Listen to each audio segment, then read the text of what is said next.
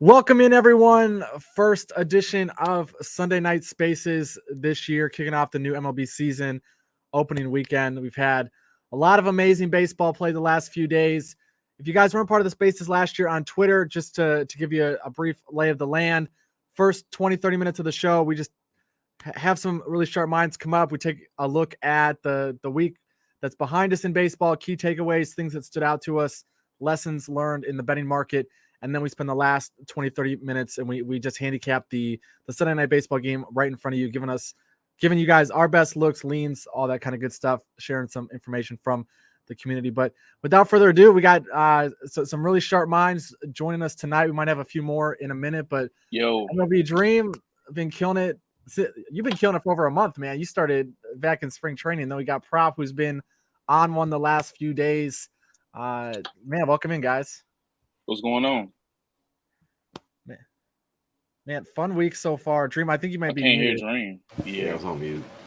My fault. All good, man. Like 10 years from now, maybe we'll all figure out how, like to stop forgetting to unmute ourselves. But yeah, man. Like I know Sosa Jones might join us here in a minute, but guys, tell me, we could go Dream and then we'll go Prop. Key takeaways from the first few days of baseball, stuff that you've been watching throughout spring training into the regular season. What is some stuff that you just want to highlight for the community? Well, one thing I've noticed over the first weekend, and I kind of noticed this actually last year with the Guardians opening weekend, and I think it was against the Giants. We've seen a bunch of White Sox money. Pretty much every day they've gotten like hammered. I'm talking like today, I think it got down to like I played minus 138 on the Astros. I mean, that opened like what, minus 170 or was in that range. So there are a couple groups that are pretty high on the White Sox. They're obviously playing the Astros, one of the better teams in baseball, and they still saw significant money all weekend. So I think that might be something that we're going to continue to see here, and it's something I'm definitely going to have, keep watching out for. Definitely. Sosa, welcome to the show. I think you just walked out for a second, but Prob, what about you, man? Anything that you want to highlight for the people? I was just tweeting the link out real quick. I think the main thing that's been eye-popping is that it's stolen base mania to get the season started. I think it was a little bit calmer today. I got the alerts on with Roto Grinders, the MLB steals. It wasn't as many today, but I know Corbin Carroll stole 2 against Syndergaard. That continues to be a money spot. Stolen bases against Syndergaard. Sosa mentioned that on the space last night. But other than that, the Padres righting the ship right on time for the weekend, so I don't have to hear any flack about them going into the new week with a losing record. We'll be 2-2. Something to celebrate, right? You played such an elite team in the Rockies the last couple of days. It's just a weird thing. The Rockies play the Padres tough, just like the Dodgers being in a 1-1 game with the Diamondbacks. But hey, Xander Bogaerts though, he's looking real comfortable in San Diego. They switched him around from lead off to clean up. He's producing in both spots in the lineup. So, other than that, that's probably about it right now. I think still too early, but nothing key like the stolen bases. There's one thing I actually forgot to mention, Mr. Jeffrey Springs. I think we were pretty much all on that one today. I'm shocked that we got a 5.5, and I'm a little upset that he finished with 12 or 13. I'm scared they're going to open the next one up at like 7.5 or something like that. Start getting the DeGrom treatment, man. I mean, seriously. And also, it has a K-prop loss. I know it's only been 3 games, but has every single Rays pitcher hit their K-prop against the Tigers? That might be a team that we're just going to keep targeting. They might be worse than last year in terms of their strikeouts and their discipline. Remember when everybody was high on the high on the Tigers entering last year because they got Finch and they were supposed to be like something new, and they're just the same old fucking Detroit Tigers. Same old thing, same story we hear and see every single season. Same shit. It's annoying. Man, I think the part that really sucks if you're a Tigers fan is the guys who are supposed to come up and potentially be part of the new era of Tigers baseball with Torkelson, with Riley Green. Riley Green's played all right, but Torkelson been a major disappointment. The pitching has not been able to stay healthy. Even when they have been healthy, there's only been glimpses of that high quality prospect pedigree. We haven't seen anything really consistent from those guys. And then, yeah, man, I mean, like Javi Baez, I'll never understand what the Tigers were thinking when they offered him that deal, but I'm with you, Sosid. You can't be high in the Tigers anymore, man. They're just time and time again looking like one of the worst teams in baseball. One of the most poorly run organizations in baseball. Yes, sir. Detroit sports. The Lions are going to be all right next year, though. It's always the Lions. Said nobody ever. Like, so what's your takeaways from the week, man? Other than the stolen bases, because I cashed a couple tailing you on the Fade and Syndergaard train with Carroll and with McCarthy today. So I appreciate that look last night in the spaces. What else you got for the McCarthy? I cashed on where I was watching that women's college game. What a fucking LSU winning, insane. Yeah, I mean, LSU obviously we see the rule changes affecting base running across the board. The overcorrection's coming though. Like you're about to see it. We saw it already, right? We saw it with Mullins today. We saw it with Mateo, who wasn't even in the lineup. It's just the adjustments coming. Mike Jones said it best. By next week, it'll be a minus 110, right? Like that's. We already saw Mullins today was down. I think what plus 150. Plus 150, and Acuna was available, but everyone was limited on how much they could actually bet on him. So it's got $4 in on Acuna today, man. Right. So the books are doing everything to not get absolutely destroyed by it. As far as early takeaways, I mean, the Yankees, I'm impressed by obviously we talked about Garrett Cole. Garrett Cole looked absolutely amazing to start, right? He looked great. The Yankees, last year we got a different team. Usually they take a little while to get right. Last year they were out the gate, just basically ran past everyone. And then obviously Houston kind of caught up to them and passed them at the end of the year. But if the Yankees come out guns blazing again this season, which it seems like that could be the case, the AL East will be more, it'll be equally as competitive as last year. The other two teams just have to kind of keep pace. And then obviously, I know you talk a lot about Jeffrey Springs. Impressive today was not the word. He was outstanding. Like, I mean, he was absolutely he looked like an ace today. Other than that, I mean that's pretty much all right now. I mean, the Reds stink. The NL Central, I don't know if anybody ever wants to attend any of those games this season, but God, those games are going to fucking stink. Across the whole division is going to be ass. Yeah. That's just me as far as like what I see so far, right? You know what I thought in that division is like, I think there's so little talent in that division that the Pirates, as bad as the Pirates are, they're 38-1 to win that division. That's almost worth just like a handful of dollars just in case, because the Brewers might be selling at the deadline. The Cardinals, I mean, look at that pitching staff, man. You're running Dakota Hudson out there. You're running Miles Mikolas out there. Jack Flaherty looked absolutely horrific yesterday. Continuation of what we've seen the last few seasons. The Cubs are getting abused by the Brewers. I'm not sitting here advocating for Pittsburgh, but if you have like a free bet that you want to throw down some random 38-1 for the Pittsburgh Pirates, they at least have a little bit of promise in that organization. So honestly, I think probably the biggest knock on that bet would even if they're like, let's say they're 4 games out of a wild card spot come trade deadline, they're not buying. They're not going to add salary. So that's really like, if they were maybe a little bit more willing to add a little bit of salary and acquire like a player just to improve their chances, then maybe I think it could be worth a sprinkle. But I mean, it's just hard not to see them selling at the deadline either way. I don't disagree. Like, I don't think the Pittsburgh Pirates have any chance to actually win that division. But when you're thinking about the opportunity to, like, what can you bet on to potentially hedge at later in the season? Like, if the Pirates find themselves, like you said, in a spot where they're like 3-4 games out of first place, is that plus 3,800 now plus 400 against 1 or 2 other teams, and potentially you can just hedge into an automatic profit on those other couple of teams? That division's just so bad. Like, I don't know if we've seen a division in the last few years. It's really just a race between the Brewers and the Cardinals, because we even saw I forget if it was in August last year, but the Cardinals were like plus 150 to win the division when the Brewers were only up a couple games.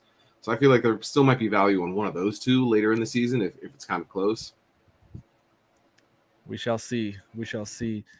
We have the mound visit with Gio. Gio's a new account, trying to start some trying to get a little bit of traction in the space. Had a couple of nice reads today. Had the Mets and the Twins -1 both cashed. Said the biggest takeaway for him is the stolen bases, and he agrees with Dream. If anything, they're gonna sell one of their best players by the deadline. With it was 10-2 games. They I don't know what happened today. Nobody's gonna mention how Clevenger only gave up 3 hits and had 8 Ks today against this Astros lineup. I mean, you know what, Jones? I'll mention that. That'll be my takeaway. I forgot about that. That's crazy. That will be my takeaway, is that the Houston Astros are potentially in trouble. They have been one of the most dominant organizations, top to bottom, from the lower levels of the minor league to obviously they've been in, I believe, 6 straight American League Championship Series. The one season that they did struggle was that COVID campaign. They went 29-31 when Altuve was out of the line, when it was unproductive, when they dealt with some injuries. Altuve's not there right now. They're missing some other key pieces. They don't have a Verlander. They don't have a Garrett Cole. They don't have some of these front end pieces in the rotation that they've had in previous seasons. And one of the hallmarks of the Houston Astros has been their play discipline, their incredible contact skills. These last few days, I believe all 3 White Sox pitchers have gone over their Ks as well, Dream. It was because I know Cease went over, and then Lynn, I think you cashed on Lynn yesterday, right, Sosa? You went over. Giolito. Lynn went over, and then Clevenger went over. Yeah, so 4 for 4. I mean, like, that's unheard of with the Houston Astros. But you look at the lineup, the bottom half of that lineup has some unrecognizable names. It's gonna be a bit of a struggle, especially with no Altuve. I think people do not understand the value that he brings to that just organization as a whole, not just to the lineup day to day. He's like literally, he's literally the face of the organization for the most part. Yes, they have, Jordan's coming on, and there's, they got a couple other guys that are still there from the first championship, right? I just think with Houston, it's more of you just got to cool your jets and wait it out. They started slow last year. They weren't great, but they were good. They did end up winning the division pretty much wire to wire, right, for the most part. But I'm not concerned about Houston at all. I mean, championship level hangover, whatever. But I'm no concern here. The Altuve being out is huge, obviously. I think that's probably the biggest thing. Most important player to the entire team, in my opinion. So he's also great defensively.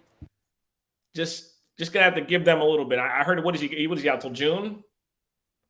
So.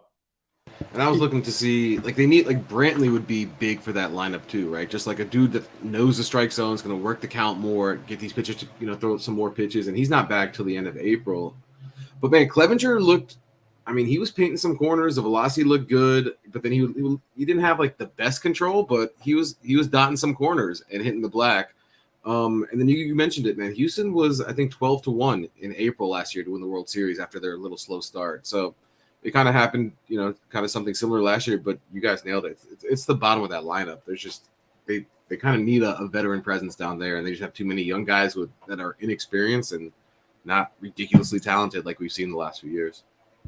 100%. And the one thing in their favor too is the Houston Astros will never be in a position to sell. So even if they do get off to a little bit of a slow start, if there is a position that they feel like they need in mid-July, if it's an outfielder, if it's pitching, whether it's in the bullpen or in the rotation, Houston will go get someone, and then they will get the best out of that individual. We've seen that time and time again with relievers. Ryan Presley is one of the poster childs for that.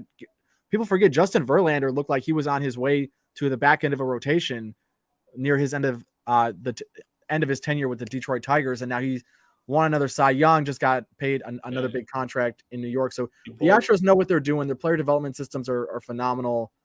Not panicking on them, but the guys that they have in the lineup right now, they do not deserve to be minus 200 favorites. I wouldn't say against anyone. Verlander literally pulled a Tommy John. There's an old quote when Tommy John got the surgery done. He said, I knew it would help him. There's a guy who said, I knew the surgery would help him. I just didn't think he'd turn into fucking Sandy Koufax. Right? Listen, he had the surgery and it's like it just rejuvenated him and it's like it just made him into the guy he was out of Old Dominion 15 years ago. Velocity back, and he looked great, but also something like I've talked about this regarding Verlander last year. Verlander had the easiest schedule you will ever. You talk about lucky. Go look at the teams and when he got to face them last year, it's crazy. It's somehow it'd be the fifth day and they'd be facing the worst pitcher on the other team, or they'd be facing a team that's going out there to pitch a bullpen game. You know what I mean? I can't wait for him to come back and suck, and Steve Cohen have to cut those checks. I can't fucking wait. I think suck might be a little bit of a strong word. We can bet that right now. He's going to be ass when he come back. He going to go like 11-9, and people are going to be sick. I'm telling you. I'm telling you, man. He got so fucking lucky last year. The luckiest pitcher in baseball last year was Justin Verlander by a mile. I'm not gonna totally disagree with you. You can see, 240 BABIP. Obviously, that's wildly out of line with the league average. He outperformed his peripherals by pretty substantial margins. The one thing that the schedule that he saw last year, you could take a look back at some the game logs here. He faced very, very few elite offenses, and some of these offenses that were on the tougher end of the league last year, he got them in afternoon games when they'd be sitting a guy, or he would get a nice weather day. He'd be in a pitcher-friendly park. So he played Seattle. He pitched against Seattle, it seemed like 9 different times last year, pitched pretty well against them. Washington, I think the criticism Oakland, is Texas. It's a bunch of ass. Yeah, so I think the criticism is warranted a little bit, but I would not anticipate Justin Verlander coming back and be anything less than incredibly serviceable for the New York Mets, giving him a chance to win every 5 days. But I'm with you. I think his most dominant days are unquestionably behind him. My big takeaway you want to talk about a real vet? Let's talk about Clayton Kershaw. Clayton Kershaw is unbelievable, man. I tell everyone every single year. People always ask me, who's your sleepers to take in fantasy baseball? I said, Clayton Kershaw. Every year, people don't want to draft him because inevitably he's going to end up on the IL once or twice with a back issue that's just been chronic throughout his career. Guy's incredible when he's on the mound. Hall of Famer, first ballot. He should be a unanimous first ballot Hall of Famer. One of the most incredible talents we've ever seen on the mound, and he's done this for so long. We've been in the league 12, 15 years, if not more than that at this point. Best lefty starter, in my opinion, ever. No disagreements here. I mean, who have we seen that's a better lefty than him in the history of the game? I mean, Randy Johnson, even I can't think of anybody who's been this consistent for this long. We've seen a couple of we've seen some lefties have spurts, like Johan Santana had a little run, but I can't, there's not another lefty I can think of that has had anywhere close to the career in modern baseball like Clayton Kershaw. It's not even close either. I do not disagree at all. My big takeaway, though, and then Jones, we'll go to you next, is mine, though. This guy right here, Zach Eflin. Dream, I'm sure you got some thoughts on him, too. I know we were in a little bit of a rabbit hole last night talking about this guy until on the late side of midnight, but really, really awesome to see what he did in his first start. We talked about in the offseason, we did some different shows and some different content. We figured Tampa Bay was going to do something with his pitch mix, probably get him to throw that curveball a little bit more, maybe mess a little bit with pitch shapes. Curveball usage, you could see in his first start, up over the 20% mark. The changeup, Dream, I don't know if you want to comment on that. I know we were going through the thread, but absolutely love what I saw to Zach Eflin. I know it was against the Detroit Tigers, but he could not have been more impressive in his debut. Yeah, we definitely knew the Rays were going to make some sort of improvement with him, right? We didn't know exactly what it was, and it looks like I don't even know how to describe it. What was that? It's a fastball shape, but it's really a changeup is what we were looking at yesterday. Was the big change? Yeah, almost like the spin on the changeup. Typically, a changeup will have a significant amount of downward action, but it's almost like he's just choking the pitch a little bit. Whatever they're doing with the grip of that pitch, it looks like a four seam with the seams coming in, but it's just taking a little bit longer to get to the plate. And everybody was way out in front of that pitch yesterday. I mean, yeah, that's great. I mean, everything looked pretty effective except for the cutter yesterday. Yeah, will be interesting to watch. But he's definitely my big takeaway from the first week of action. Jones, what about you, my man? What's going on in your world other than cash and ticket after ticket after ticket the last couple of days?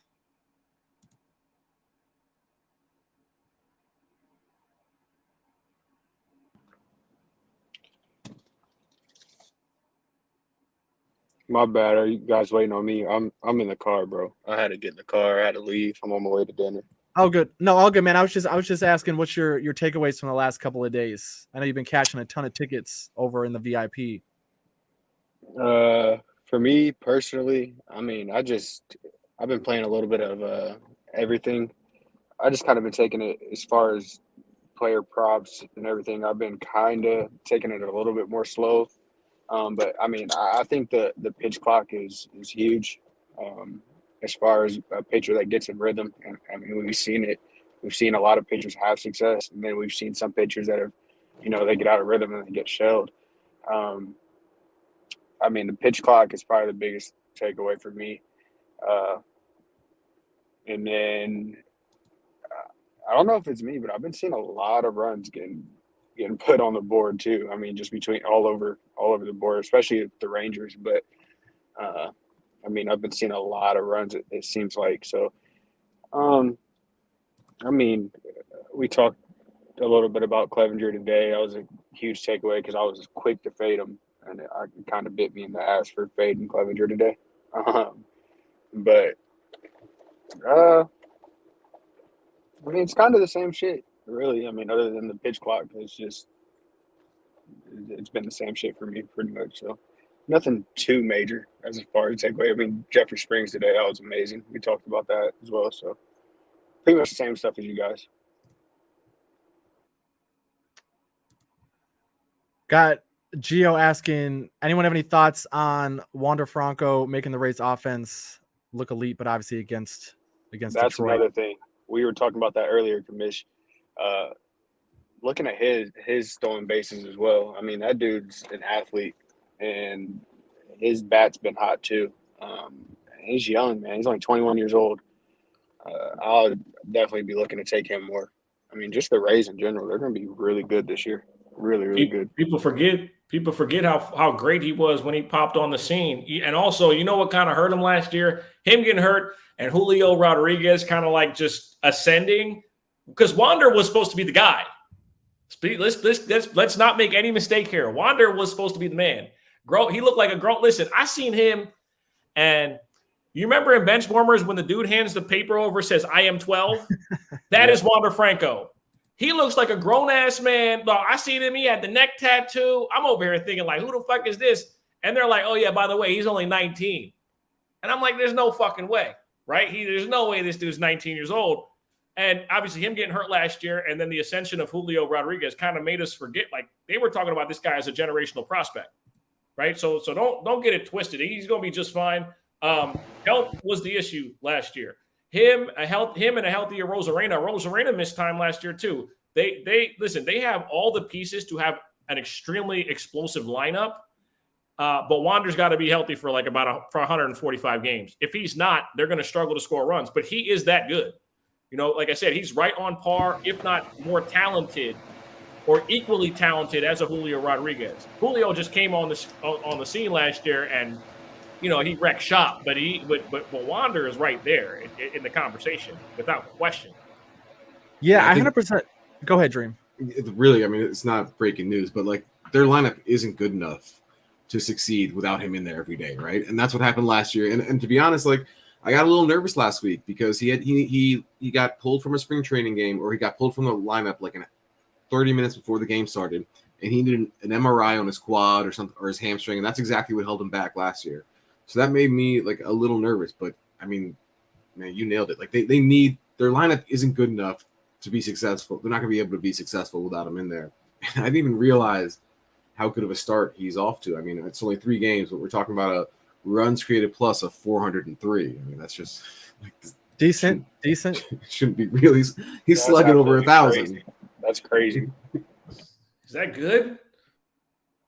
So I'm glad that you hit it on the nail with him too. Like last year, people didn't even realize because he was out for so long, right? Everybody was talking about Julio, like you said, but after he came back from a relatively serious hamate injury, I mentioned this in the preseason write up that I did.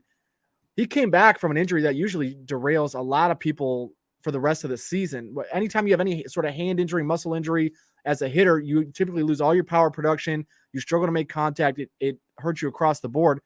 Last year, he came back from that injury, posted a 322 batting average, 853 OPS over his last roughly 100 plate appearances. That's different. That's a different type of guy. Like, no disrespect at all to Julio. You don't have to say anything bad about Julio to give Wander his flowers. But, man, if this guy is healthy, Wander I do agree with Franco you. is indeed, he's one of them ones. Listen, he's got the star quality and he got the personality too. See, this is whenever Major League Baseball puts your face out there on a bunch of commercials. If y'all remember vividly, he was the guy entering the season last year. Like, we kind of knew about Julio, but we didn't really start talking about Julio till I would say like about a month before the All-Star break. We're like, okay, this kid is for real. And then at the All-Star break, he went stupid. He looked insane. And then we're like, okay, this guy's generational. Wander had the generational tag before Julio. It's just like again, he just got to be available. If he's available, we're talking about an absolute superstar without question. Could not agree more. Another interesting point on the Rays this offseason, they made an organizational change in philosophy at the plate, which I think we might start to see help them overall, even aside from just Wander in the lineup. But last year, they were really focused on biomechanics. They were really focused on launch angle, led to a lot of swings and misses, led to a lot of really low scoring outputs for them. This year, obviously getting back healthy, Randy Arozarena off to another great start, someone that made a killing playing for Team Mexico in the World Baseball Classic. But if Tampa Bay swings at better pitches this year, if they finally let guys like Yandy Diaz just be Yandy Diaz, who, by the way, was one of the most underrated players even last year, if they finally just get these guys to stop swinging at everything out of the strike zone, Kevin Cash, like those guys with their numbers, man, they can generate 3, 4, 5 runs even without much talent. If they can let these guys' raw talent sort of just manifest and let itself come to fruition on its own, over 88.5 wins. I thought that was the most, that was my largest futures investment on them. I can't imagine them winning less than 90 games this season. Anything else from anyone? Otherwise, we can jump into the first Sunday Night Baseball matchup of the year.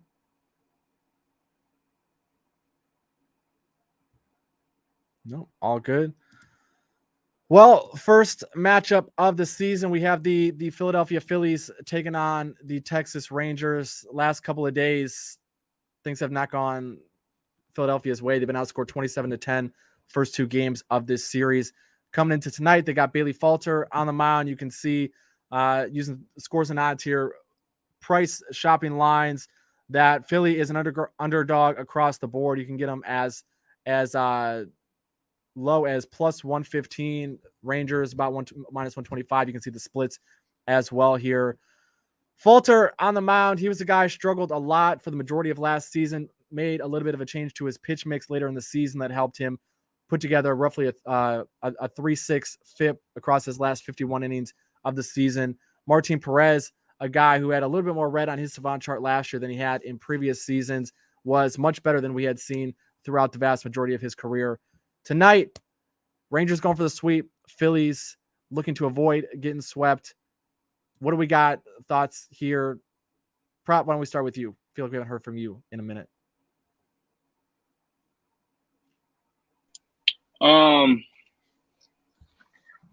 Just like from my notes and how I broke down the matchup, I got a play that I saved special for the show.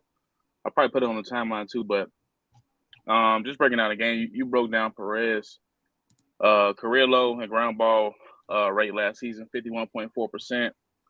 He had a 2.89 ERA, but his expected ERA was 3.59. So it could be a chance for some regression to the mean this season.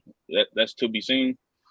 The thing with Perez was people got on base against him, but they weren't able to drive runs across frequently. A left on base rate of 77% last year. So that is playing with fire, though. You know what I mean? It could end up burning him this season. That's why I say that the regression could come. But we'll see how he starts his campaign today. For Falter, I got the same notes as you about the pitch mix. Went from a single slider guy to a fastball curveball guy. Falter it's like there's nothing about him that's elite. You know what I mean? He's just like a middle of the pack type of guy. But I think in this spot, I think the Rangers will be able to have some success again. But my play I'll get into. I got Martin Perez with 4 strikeouts, parlay with Alec Bohm to get a hit. That's plus 104 on DraftKings. Just a quick breakdown of it. Bohm crushed left-hand pitching last season. He batted average 346 against lefties compared to only 253 against righties.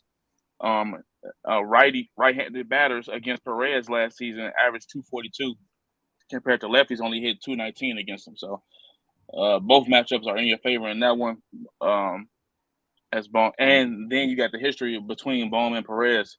In 13 plate appearances, Alec Bohm has a 538 batting average against Perez with 6 singles and 1 bomb. So he knows him, and he hits him pretty well. Then Perez with the 4 Ks. His K percentage increases versus righties compared to lefties. The Phillies are throwing out 7 righties in the lineup today. His K percentage against righties is 21%.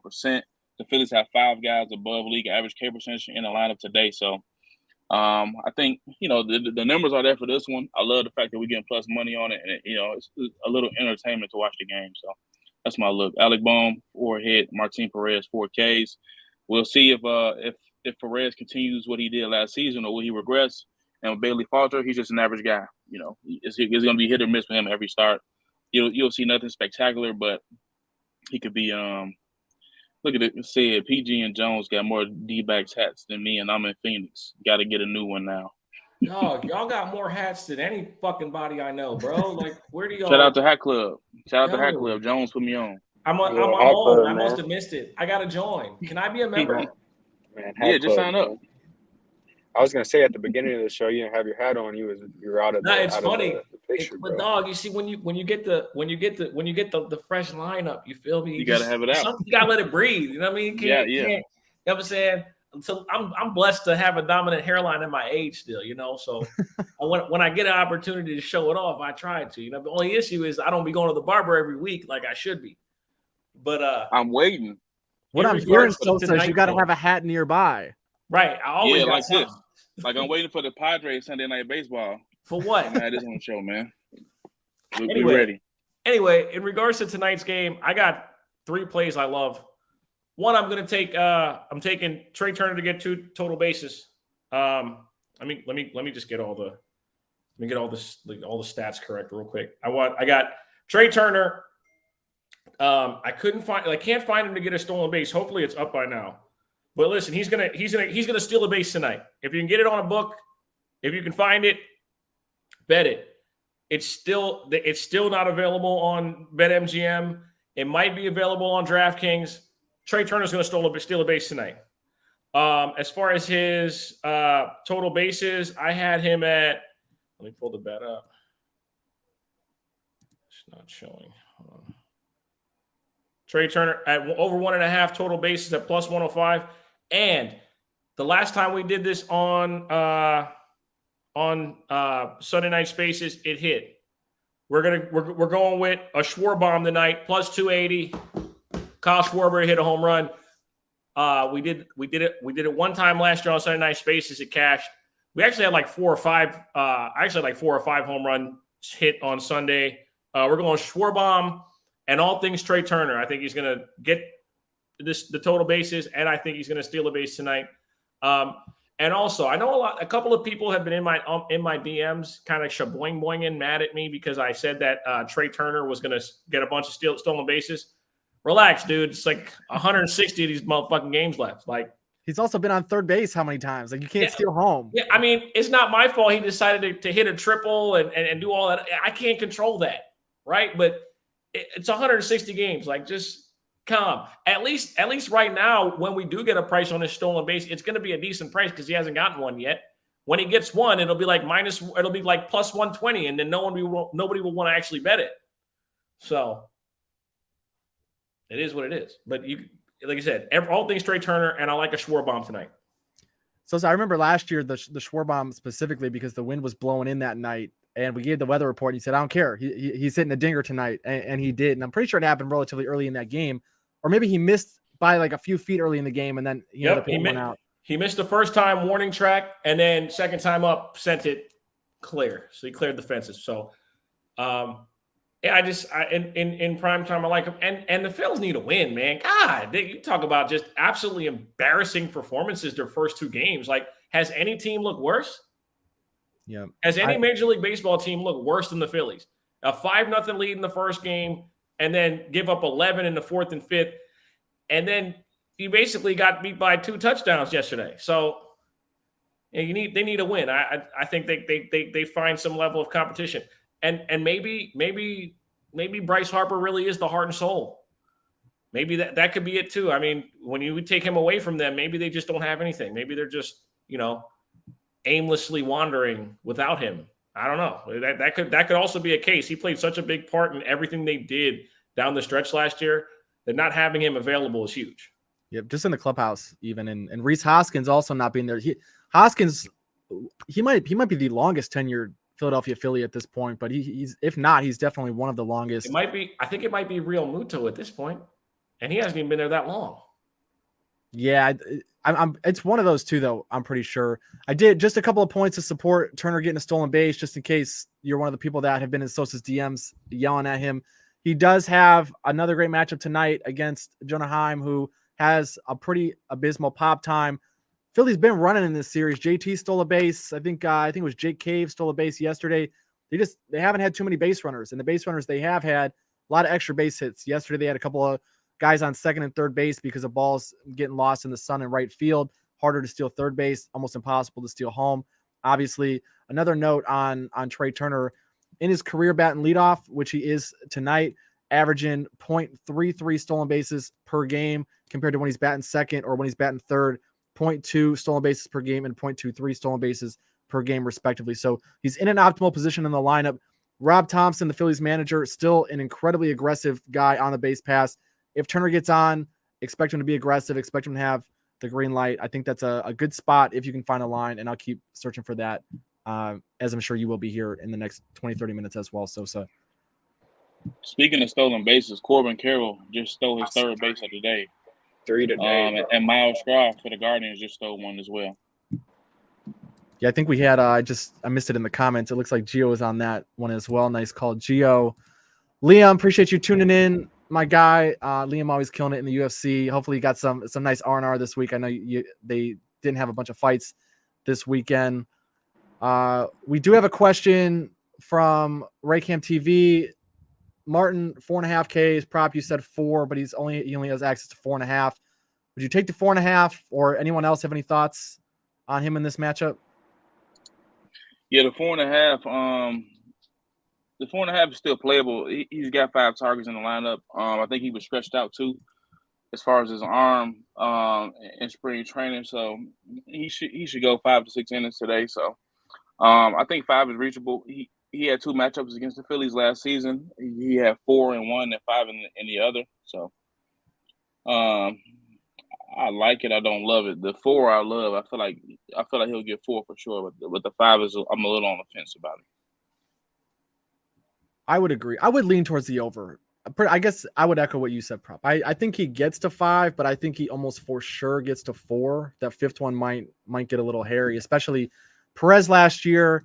If you go look at his splits, first time through the order, second time through the order, Perez was one of those guys that had much more success the first time through the order than he did the second time through the order. This is essentially what this is the difference between his numbers in the first 3 innings compared to the first 5. You can see that his FIP was almost a full run better in those first 3 innings. Guys really started to get better looks at him in the 4th and 5th inning, which of course brings with it the potential for an early shower if he's given up too much traffic. K percentage, the first time through the order was 23.9%. Second time through the order fell down to 21.8%. So a little bit of regression as well. So use that information how you will, but it sounds like Prop and I agree. 4 for sure. 5 get a little bit hairy. Dream out of Hey, Jones. You guys have any thoughts? I know you Yeah, guys got your props. can I give my play out real quick? I'm about to be walking into dinner here, Yeah, so if yeah. I Go can just ahead.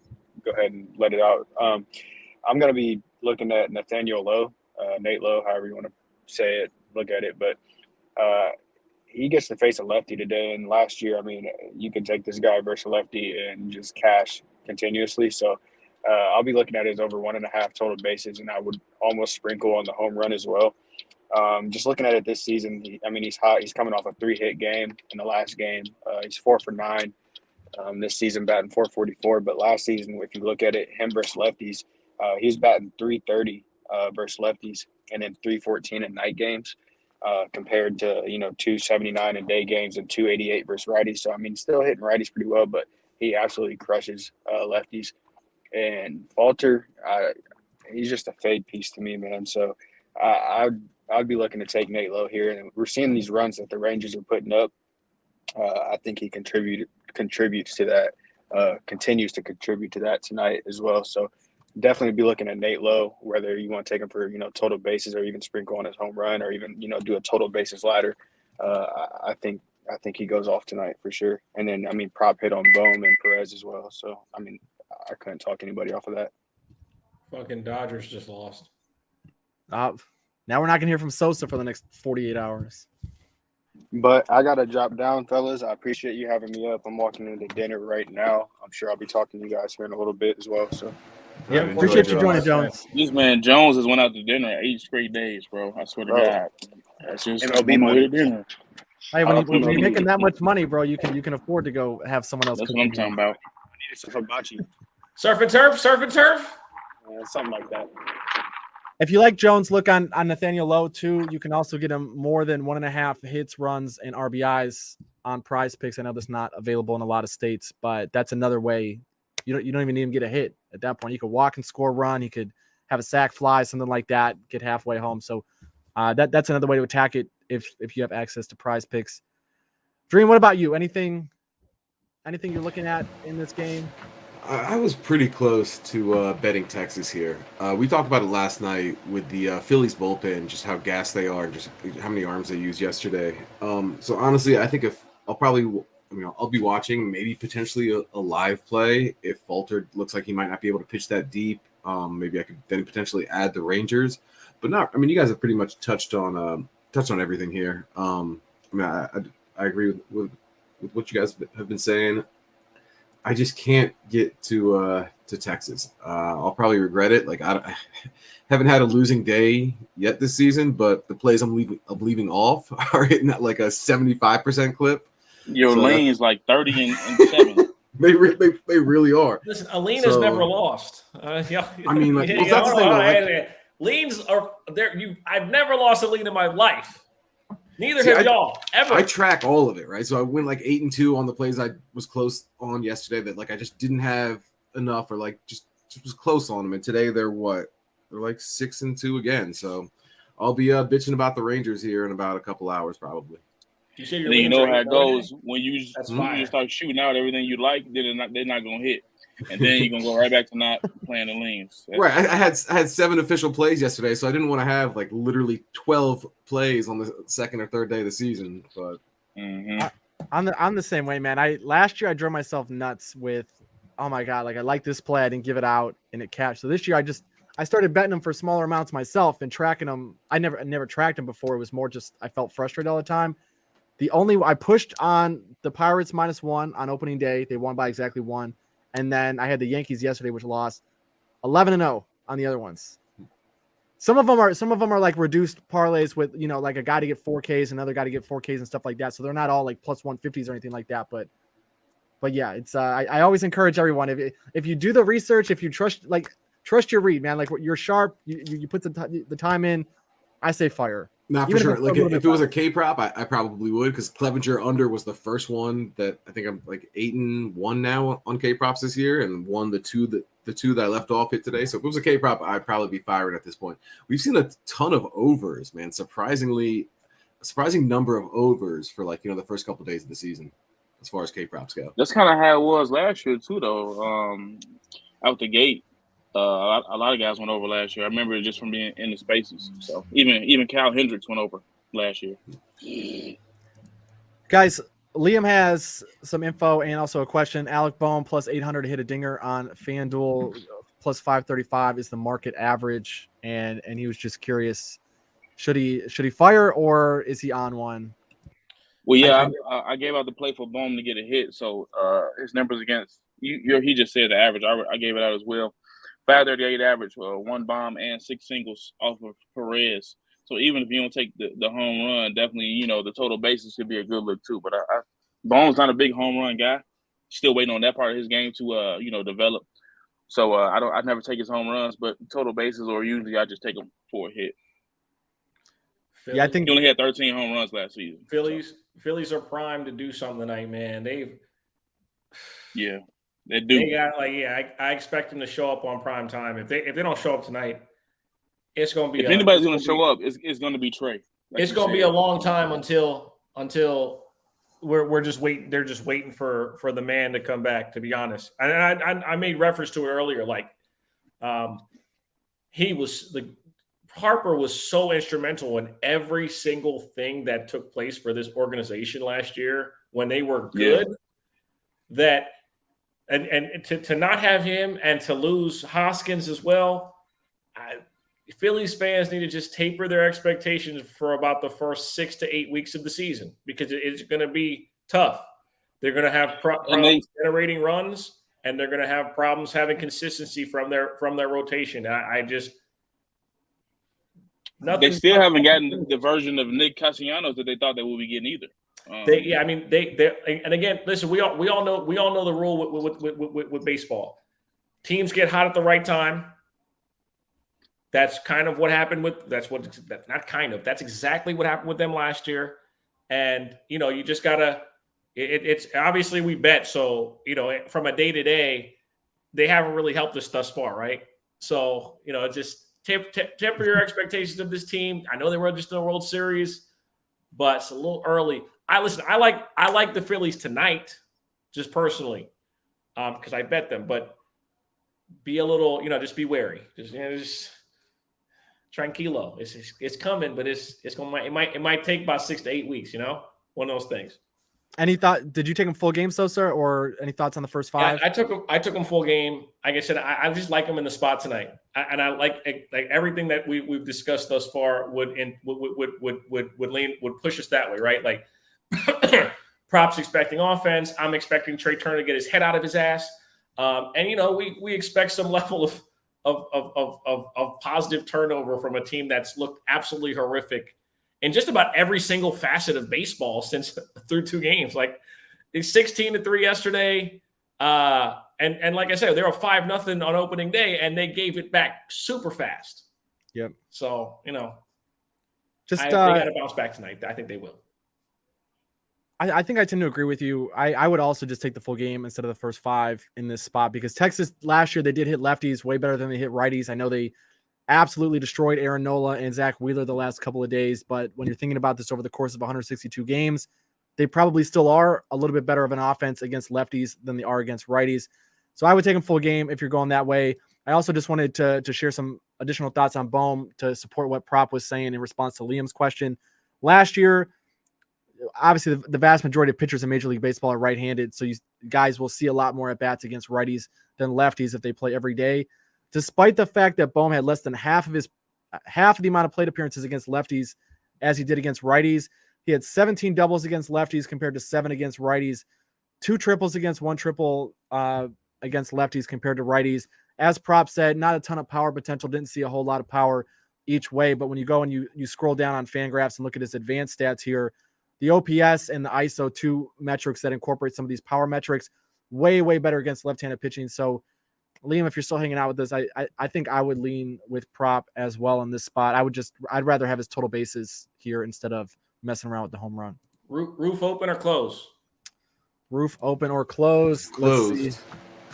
Closed. All right, yeah, Trey, yeah. We gonna get some runs. We gonna get some highlights tonight for sure. We'll get some hits tonight for sure. Sweet. I'm looking one more time before we get out of here to see if we have any confirming stolen that base it is props closed. on Trey. No, we got Realmuto plus 650 on DK. This is going to be a pain. This is going to be a pain if they're not going to start releasing props for guys who actually steal bases, man. Wait, doesn't Real Muto gets bags? I mean, listen, I have no experience betting this market, or I bet one total base prop all of last year as well. But you get some bags, right? Oh, and I forgot to add, Nola is the longest tenured Philly. Okay. That makes yes. Well, yeah, he's probably the only guy that's been there that hasn't been on another team. Like, makes sense. Yeah, he's been there since 2015. Okay, makes sense.